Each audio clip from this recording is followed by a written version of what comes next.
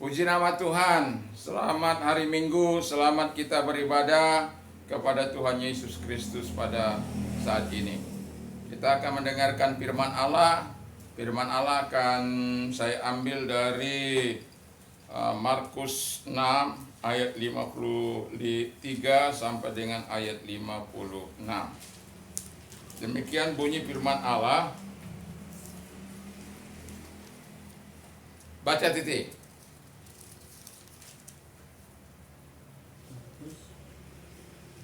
Markus 6 ayat 53 sampai dengan ayat 56. Kuat. Yesus menyembuhkan orang-orang sakit di Genesaret. Setibanya di seberang, Yesus dan murid-muridnya mendarat di Genesaret dan berlabuh di situ. Ketika mereka keluar dari perahu, orang segera mengenal Yesus. Maka berlari-larilah mereka ke seluruh daerah itu dan mulai mengusung orang-orang sakit di atas tilamnya kepada Yesus, di mana saja kabarnya ia berada. Kemanapun ia pergi, ke desa-desa, ke kota-kota, atau ke kampung-kampung, orang meletakkan orang-orang sakit di pasar dan memohon kepadanya supaya mereka diperkenankan hanya menjamah jubahnya saja, dan semua orang yang menjamahnya menjadi sembuh. Ya, puji nama Tuhan. Pada saat ini kita sudah membaca firman Allah, tapi saya akan baca sekali lagi. Setibanya di seberang Yesus dan murid-muridnya mendarat di Genesaret dan berlabuh di situ. Ketika mereka keluar dari perahu, orang segera mengenal Yesus. Ya, karena dia cukup terkenal. Maka berlari-larilah mereka ke seluruh daerah itu dan mulai mengusung orang-orang sakit di atas tilamnya kepada Yesus, di mana saja kabarnya ia berada. Kemanapun ia pergi, ke desa-desa, ke kota-kota, atau ke kampung-kampung, orang meletakkan orang-orang sakit di pasar dan memohon kepadanya supaya mereka diperkenankan hanya menjamah jubahnya saja, dan semua orang yang menjamahnya menjadi sembuh. Puji nama Tuhan, kehebatan Yesus di mana kuasanya tidak akan pernah berubah dahulu, sekarang, sampai selama-lamanya. Kuasanya yang ajaib, kuasanya yang luar biasa, kuasanya yang mampu menolong setiap orang. Tapi pertanyaannya adalah, ketika para orang-orang yang datang kepada Yesus itu datang dengan kasihkah atau datang karena untuk memanfaatkan? Ya. Jadi berbeda. Kalau kita datang kepada Yesus karena kasih, maka ditolong atau disembuhkan pun atau tidak disembuhkan pun, kita akan tetap bersyukur kepada Tuhan. Tapi kalau orang yang datang untuk memanfaatkan karena anugerah Yesus Kristus itu yang berlimpah-limpah itu, yang bisa menyembuhkan orang sakit, yang bisa membangkitkan orang mati, dan lain sebagainya. Dan yang kita akan lihat adalah tipe-tipe yang orang yang datang kepada Yesus karena untuk memanfaatkan. Jadi sangat besar gangguannya atau sangat besar kerugiannya bagi orang-orang yang suka memanfaatkan orang lain. Satu contoh ya, dan sekaligus ini yang pertama. Yang pertama itu, kalau orang mau sering memanfaatkan, biasanya dia dimulai dari keluarganya. Jadi dia memanfaatkan keluarga. Yang pertama, dia memanfaatkan keluarga. Ikogenianya ya, ikogenianya atau ikosnya itu sama, family. Kalau ikos itu sebenarnya rumah, tapi kadang-kala diterjemahkan orang juga rumah tangga ya, atau family. Jadi di sini kita bisa melihat satu contoh anak-anak yang memanfaatkan orang tuanya, di mana orang tuanya ya kalau orang tuanya berada, mungkin tidak jadi masalah. Tetapi kalau orang tuanya yang harus menanggung beban yang besar, sudah anak disekolahkan, lalu kemudian anak tidak berguna, sampai dia berumah tangga pun harus masih kepada orang tuanya, itu adalah karena dia berpikir, ya kan orang tua yang mencari bagi anaknya, bukan anak mencari bagi orang tuanya. Dia lupa juga bahwa kesalahan terbesar dari orang tuanya ketika anaknya tidak berfungsi sebagaimana yang diharapkan. Ya, jadi ada banyak orang memanfaatkan keluarganya terlebih dahulu. Suami memanfaatkan istrinya, sampai ada yang menjual istrinya, itu kurang ajar. Sampai ketika istrinya berhubungan dengan suami itu lelaki yang membayarnya dengan 1 juta rupiah itu, masih dilihat, apa ndak gila, apa enggak gendeng, apa enggak luar biasa kegilaan manusia, apa enggak edan sekarang ini. Tapi begitu. Jadi kalau orang yang hanya memanfaatkan orang, dia nggak tahu malu, ya malu-maluin ya, nggak tahu malu tapi malu-maluin ya. Jadi ada juga istri memanfaatkan suami, ya, dan suami udah kerja bagus-bagus, ya, karena bagus posisinya, istri terus mendesak supaya yang lain kok bisa beli ini, beli itu, ya, bapak juga harus bisa dong, kan sama-sama. Padahal yang di sana korup, dia tidak mau korup, akhirnya perang Malvinas. Jadi kalau orang hanya tahu memanfaatkan, itu malu-maluin. Tapi dia nggak tahu malu. Memang itu sudah. Kalau dia tahu malu nggak akan seperti itu. Jadi kalau ada anak yang memanfaatkan orang tuanya, atau suami memanfaatkan istrinya, atau istrinya memanfaatkan suaminya, atau ayah memanfaatkan anak-anaknya, ya, bertobat.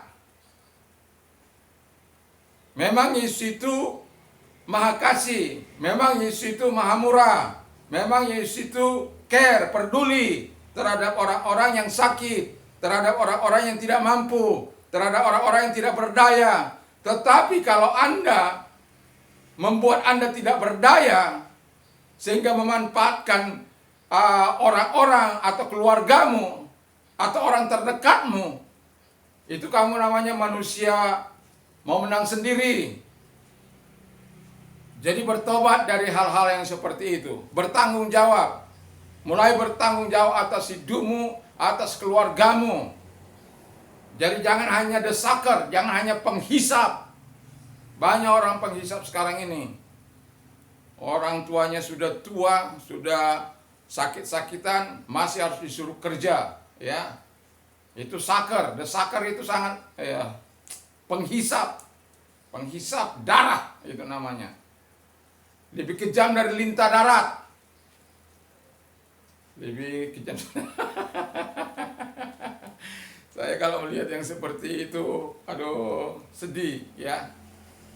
Sedih. Karena apa? Ya, memang ada banyak orang yang seperti itu. Lalu yang kedua, yang tidak kalah, yang adalah memanfaatkan sahabat-sahabatnya.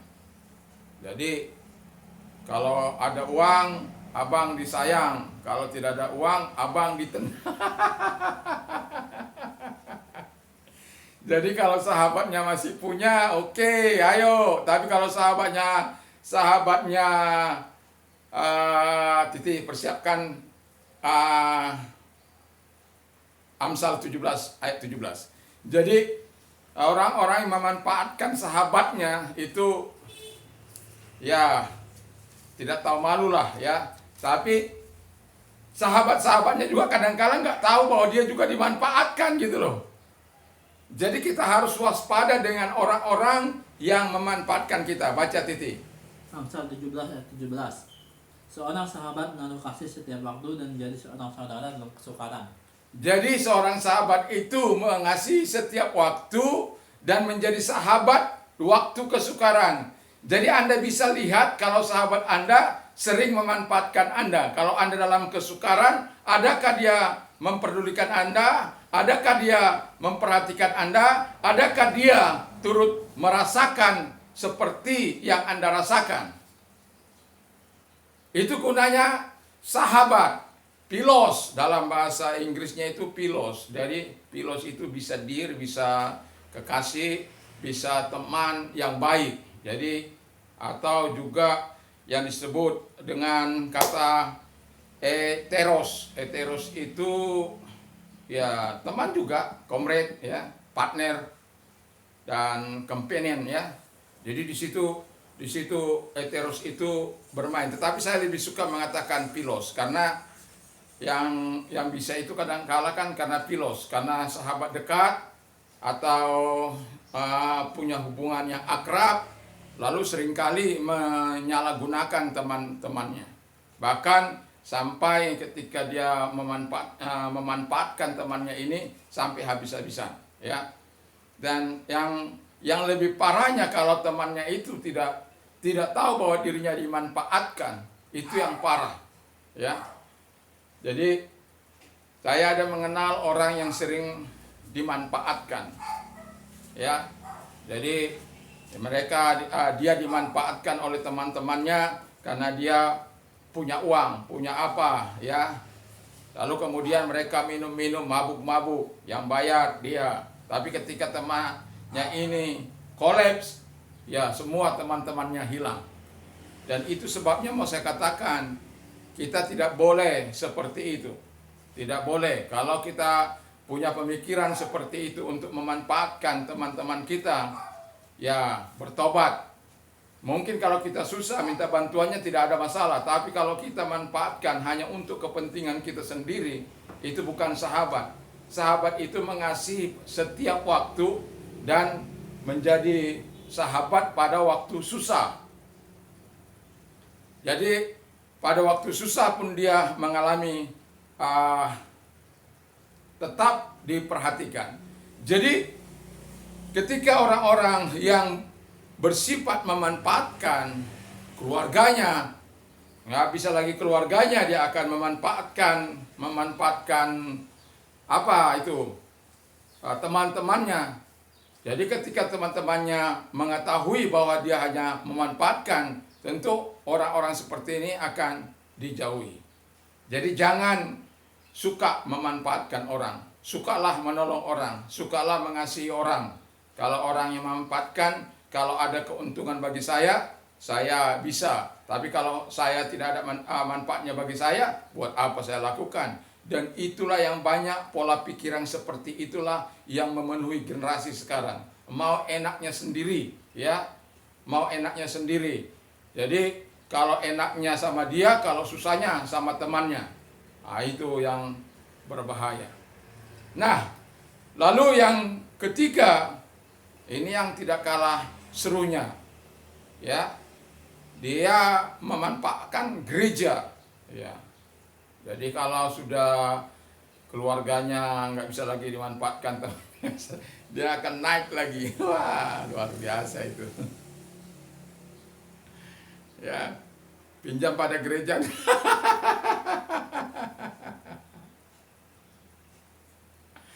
Nah, dikembalikan, ya.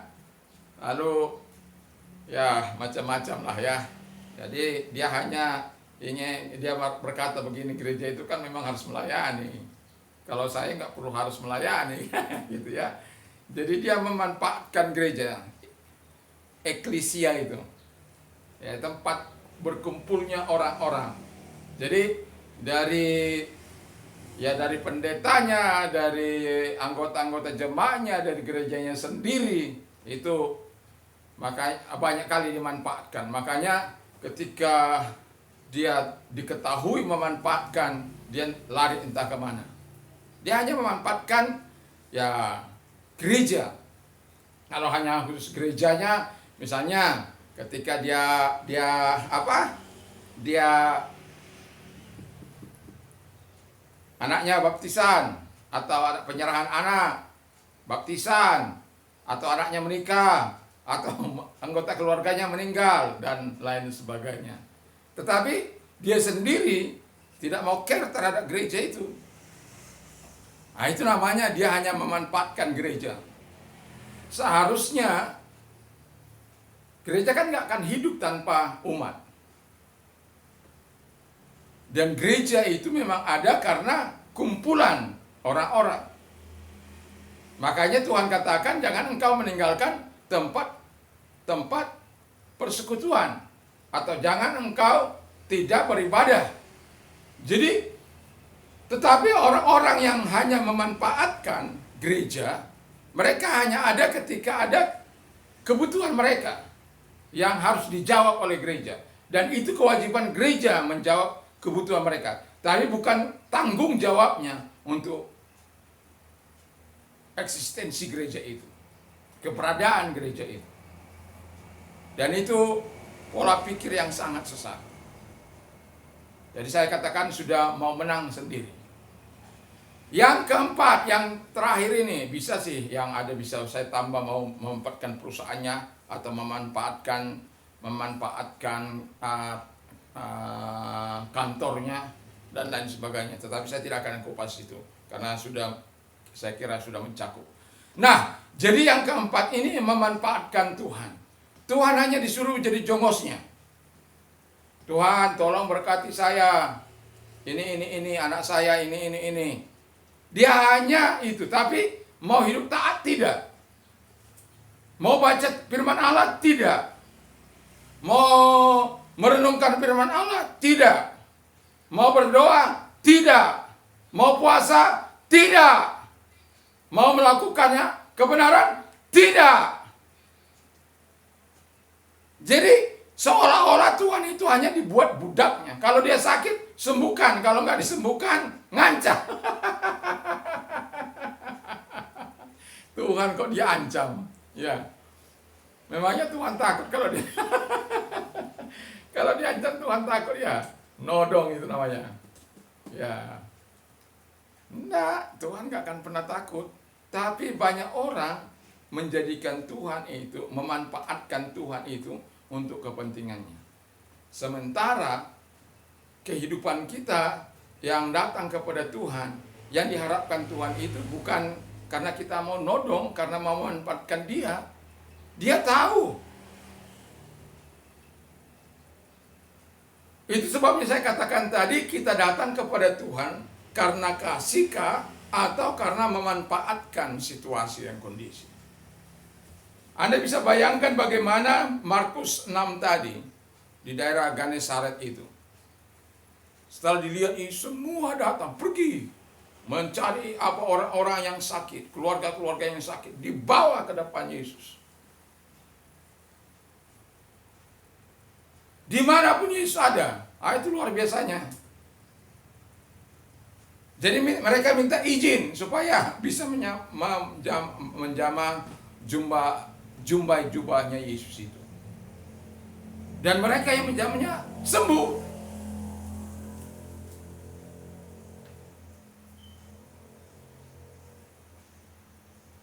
Apakah kalau orang yang punya betul datang kepada Tuhan dengan kasih, enggak kujama pun jubahmu Tuhan, engkau bisa menyembuhkan aku. Karena datang dengan kasih. Datang bukan untuk memanfaatkan Yesus. Berapa banyak keluarga-keluarga, kepala keluarga, ibu rumah tangga, anak-anak, remaja, berapa banyak hanya menggunakan Yesus sebagai jongosnya. Enggak ada uang, Tuhan tolong berkati. Sakit, jadikan Tuhan menjadi menteri kesehatan, dokter. Tuhan saya sakit, sembuhkan. Susah, Tuhan saya susah, tolong merdekakan. Ya, Tuhan itu ya aja. Tapi ada saatnya Tuhan tidak akan menjawab kita. Di mana saat kita seperti itu, kita akan mengalami tekanan yang sangat luar biasa. Jadi jangan manfaatkan Tuhan hanya untuk kepentingan. Jangan manfaatkan keluarga hanya untuk kepentingan. Jangan manfaatkan teman-teman hanya untuk kepentinganmu. Bertobat. Jangan memanfaatkan gerejamu hanya untuk kepentinganmu. Mulailah berpikir dengan datang kepada Kristus dengan kasih. Kalau Anda datang kepada Kristus dengan kasih, kepada keluarga Anda juga Anda datang dengan kasih, kepada teman-teman Anda juga datang dengan kasih, kepada gereja Tuhan juga Anda datang dengan kasih, kepada Tuhan juga Anda penuh dengan kasih. Karena ketika Anda datang dengan kasih, maka akan ada kegerakan yang Tuhan lakukan kepada dirimu. Bukan hanya engkau disembuhkan. Orang hanya cari sembuh tentang fisik, tentang tubuh yang sakit. Tapi saya mau katakan jauh lebih dasar soal kesembuhan jiwamu, soal kesembuhan rohanimu yang sakit itu. Jadi kalau rohani kita yang sakit, yaitu kita tadi itu suka memanfaatkan orang lain, tidak menghargai siapapun, apalagi Tuhan saja tidak dihargai, apalagi sahabat-sahabat keluarganya. Makanya ketika orang tidak mengasihi Tuhan dengan penuh, seringkali saya katakan orang yang datang kepada Tuhan dengan motivasi-motivasi yang salah, bukan motivasi yang kudus, maka dia seringkali melakukan hal-hal yang salah. Tadi kemarin malam, walaupun agak sedikit terlambat dalam mengeksposnya, saya mengatakan bahwa ketika kita melakukan ibadah yang sejati, kita harus mempersembahkan tubuh kita ini sebagai persembahan yang hidup, persembahan yang kudus, lalu yang berkenan kepada Allah. Jadi ketika kita berkenan kepada Allah, itulah yang disebut living sacrifice, holy and acceptable to God, menjadi ibadah yang sejati. Karena tidak mungkin kita bisa melakukan ibadah yang sejati kalau tubuh kita serahkan kepada senjata-senjata kelaliman, ya, yang disebut opla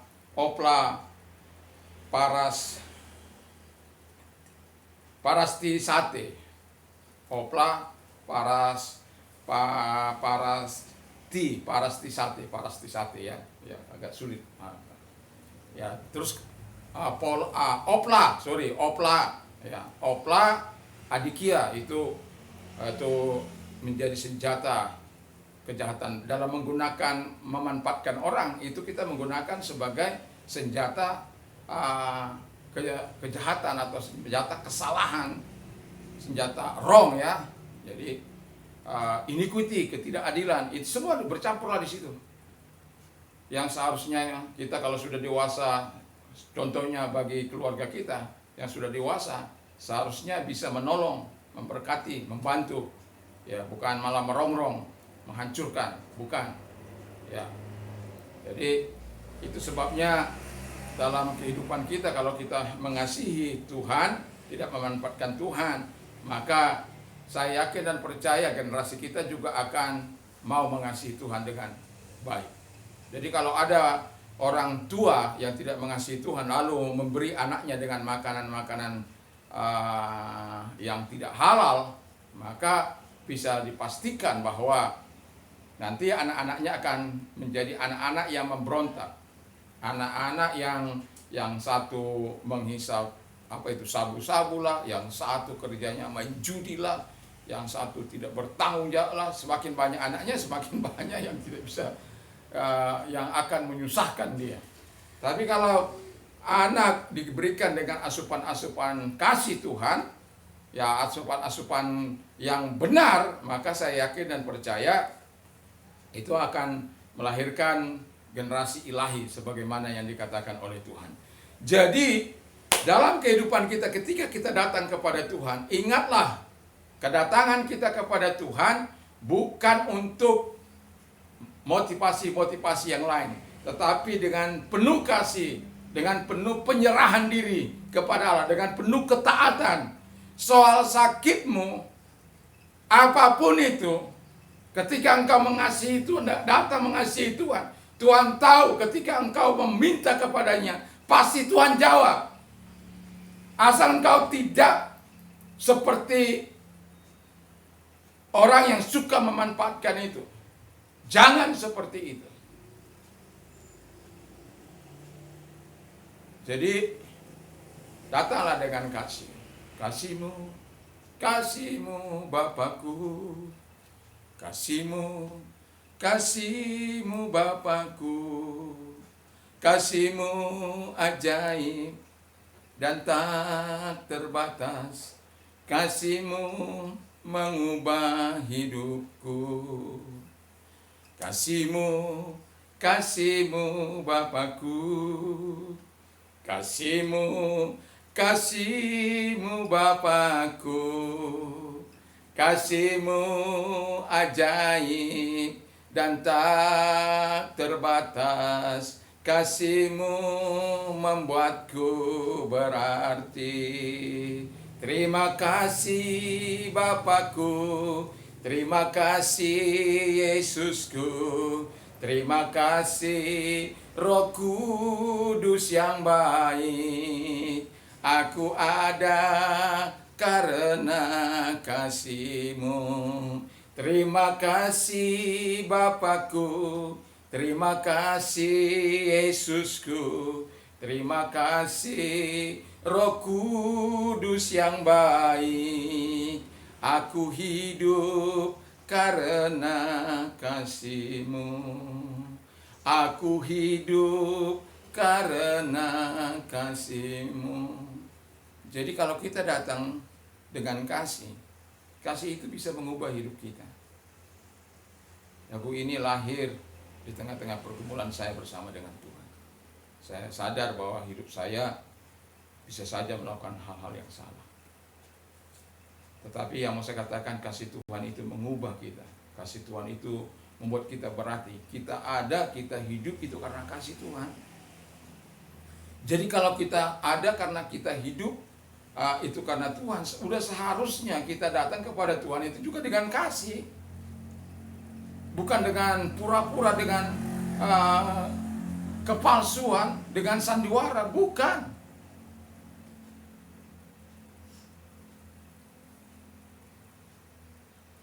Allah sangat mengasihi kita semuanya. Allah ingin Anda sehat. Makanya hendaklah roh, jiwa, dan tubuhmu sehat sempurna.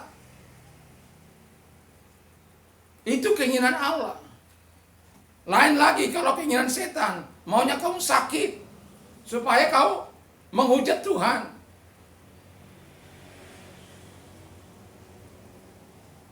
Itu sebabnya ketika saya katakan di waktu-waktu yang lalu bahwa ada penyebab beberapa sakit. Itu karena pemberontakan kita kepada Tuhan. Dan kalau itu karena pemberontakan kita kepada Tuhan, lalu Tuhan berikan sakit kepada kita, nggak bisa sembuh itu. Terkecuali Anda minta ampun. Nah itu baru Tuhan sembuhkan, seperti Hizkia itu. Malah justru diperpanjang Tuhan usianya 15 tahun. Lalu kemudian, kalau ada juga yang sakit itu karena setan. Setan itu kan namanya kerjanya begitu. Ya, mau menghancurkan orang. Sakit, kita diberi sakit ya, oleh setan. Nah itu nggak usah kamu takut. Jadi kalau kamu itu tahu kamu bukan karena Tuhan, ya karena setan. Jadi kalau karena setan, usir dalam nama Yesus. Kan udah dibilang, dalam namaku mereka menumpangkan tangan orang sakit itu sembuh. Tumpang tangan. Kalau Anda belum bisa, suruh gembala Anda, suruh pendeta Anda tumpang tangan. Kalau saya sih selalu kalau saya sakit menumpangkan tangan saja di atas kepala saya yang sakit. Tidak peduli apapun itu. Dan Tuhan tidak pernah mengecewakan. Selama engkau benar di hadapan Tuhan, ya iblis itu hanya sementara saja itu. Jadi karena dosa, ya itu karena Tuhan. Karena kelemahan tubuh. Ya kalau kelemahan tubuh, ya sudah. Jadi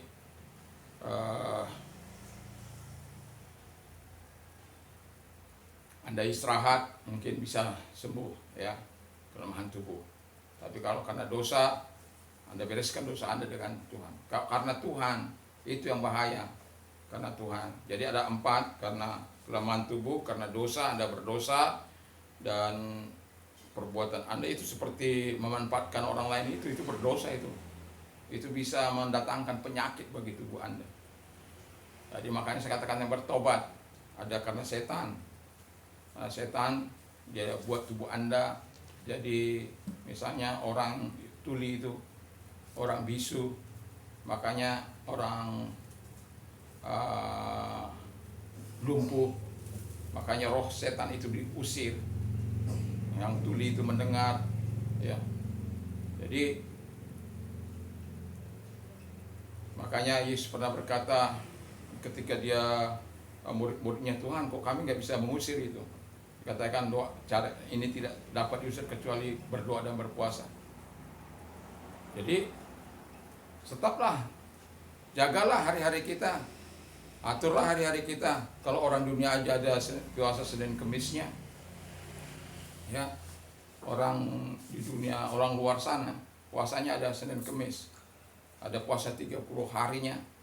Loh, kita itu kan jauh lebih apa seharusnya, ada 40 hari, ada 3 hari, ada 10 hari puasa Daniel itu kan, tidak makan yang enak-enak, ada yang puasa 3 hari 3 malam, terserah lah. Tapi yang mau saya katakan, ya perlu kita berpuasa itu berarti kita datang dengan kasih Tuhan. Nah karena Tuhan itu yang tadi saya katakan, kalau karena Tuhan itu nggak bisa sembuh terkecuali kasih karunia Tuhan. Sama seperti saya bilang Hizkia tadi, itu jelas. Nah jadi jangan memanfaatkan orang, datang kepada Tuhan, datanglah dengan kasih yang tulus murni.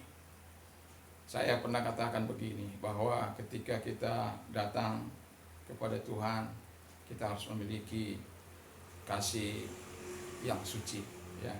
3 hal: kasih yang suci, terus mengasihi dari hati nurani yang murni. Jadi terus yang ketiga, kasih yang datangnya dari iman. Kalau itu kita miliki, selamatlah kehidupan kita ini, selamatlah keluarga kita. Karena apa? Kasih Tuhan akan terus menjaga keluarga kita. Tanpa Anda sadari, pagar ilahi itu akan ada. Anda tahu kenapa setan tidak bisa masuk kepada rumah tangga Ayub? Itu karena ada pagar ilahi yang tidak kasat oleh mata. Karena Ayub itu orang yang takut akan Tuhan, orang saleh, orang yang menjauhi kejahatan. Itu dia.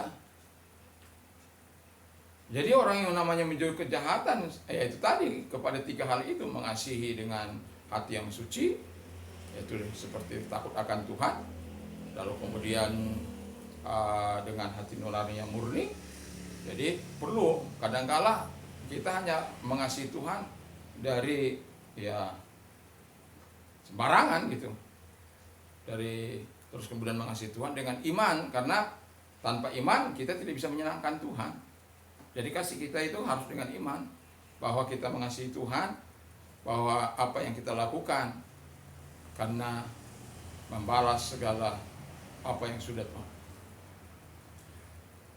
lakukan dalam hidup. Kita sadar itu, kita tidak akan pernah bisa membalas segala kasih Tuhan. Tetapi itulah yang kita lakukan. Maka datanglah kepada Tuhan dengan kasih.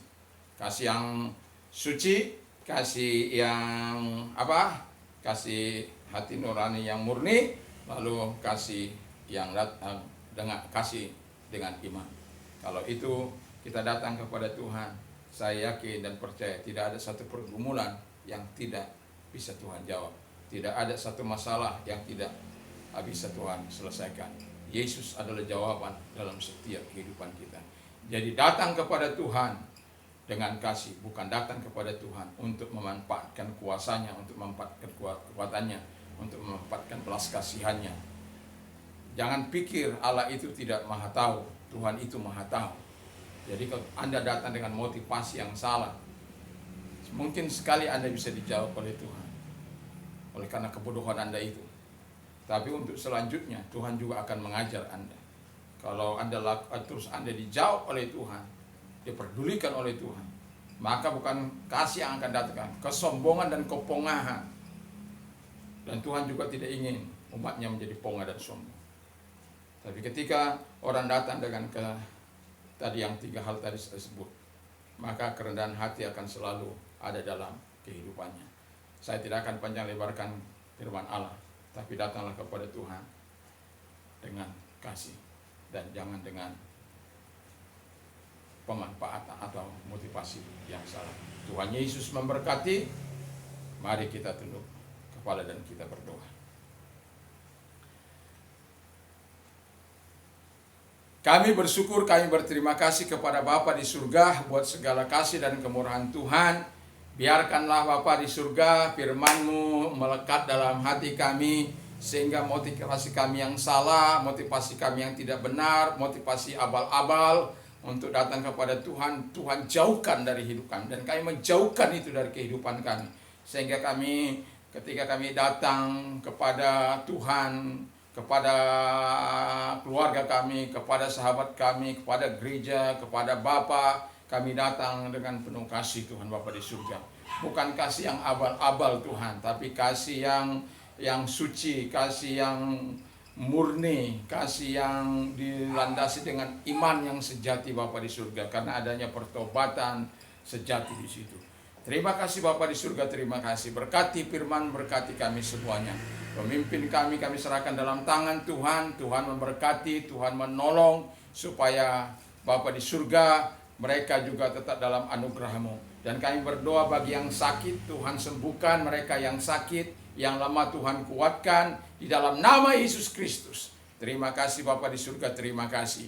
Dan kami juga berdoa bagi orang-orang yang ada di luar sana yang sakit mungkin. Yesus sangat mengasihi Anda, Yesus sangat memperdulikan Anda, Yesus sangat mau Anda mengalami kesehatan yang sempurna. Itu sebabnya ketika engkau mendengarkannya, engkau buka hatimu bagi Yesus, engkau menerima Yesus sebagai Tuhan dan Juru Selamatmu, maka Tuhan mampu menolong engkau. Tidak peduli sakitmu dalam keadaan situasi apapun, karena Yesus tidak mengenal tingkat-tingkat kesukaran. Bagi Yesus ketika dia berfirman sembuh, maka engkau sembuh. Dan itulah sebabnya dia sudah berkata, oleh bilur-bilurku engkau telah sembuh.